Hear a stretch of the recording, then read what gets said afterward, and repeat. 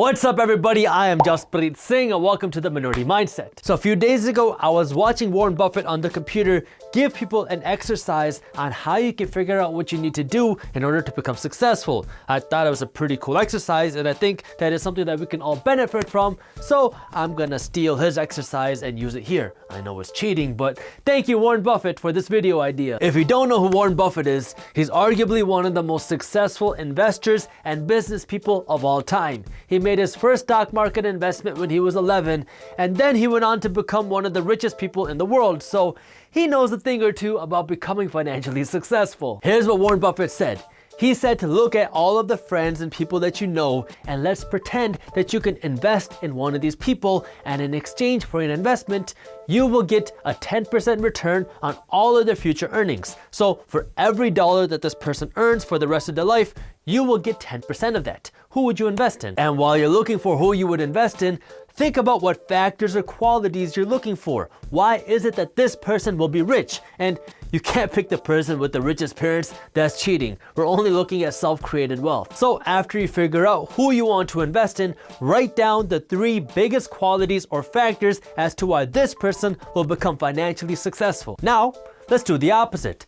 Ask yourself, who would you short, meaning bet against? So if this person does bad financially, you would make money, and the worse that they do, the more money you make. Once you figure out who you want to bet against, again, write down the 3 biggest factors or qualities as to why this person will not become financially successful. Now that you got these 2 lists in front of you, make changes to your life based on what you wrote down. I know this sounds really simple, but here's why this is so important. It's really easy to see the negative qualities in somebody else, but it's really hard for us to look in the mirror and see that we're doing something bad. So now that you wrote down the things that you should not be doing, put in a conscious effort not to do those things and put more emphasis to do the things that will make you financially successful. 2 things that Warren Buffett always says you need to do if you want to become successful is invest in yourself before anything else and change your bad habits as fast as possible, and that's exactly what we're trying to do here. And now that you know what you should do and what you shouldn't be doing, it's time to do the most important part.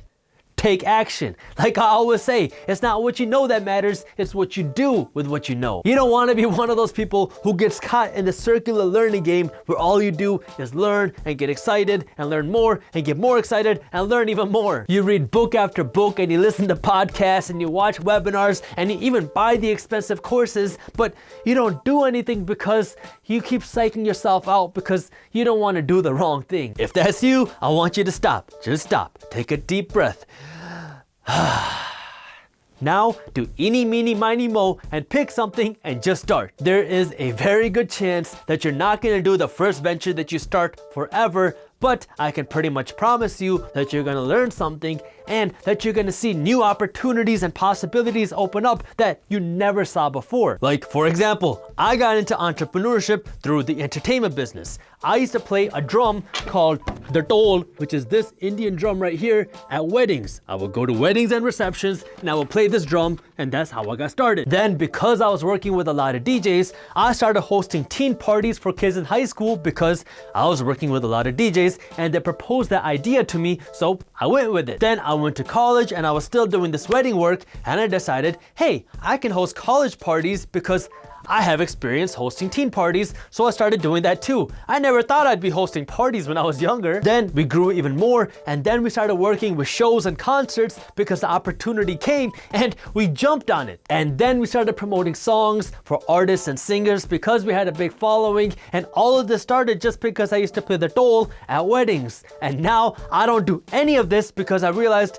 this wasn't the industry that I wanted to be in for the rest of my life, but I learned a ton, and that's why you just have to start. You never know where you'll end up. I know lots of people that are waiting for the perfect opportunity or the perfect idea to start, and so they just wait, and it bugs me because you're wasting precious time. You get rewarded for doing, not for thinking, and not for talking about what you're gonna do one day, eventually, someday in your life. Start with the exercise we did earlier. Take the good qualities you see and start applying them to your life, and then see the bad qualities and don't do those. Like Warren Buffett says, says, you don't have to do extraordinary things to get extraordinary results. But what you do have to do is be persistent and always be willing to learn and grow. If you enjoyed the video, hit that thumbs up button and share it with one friend so we can help spread the word.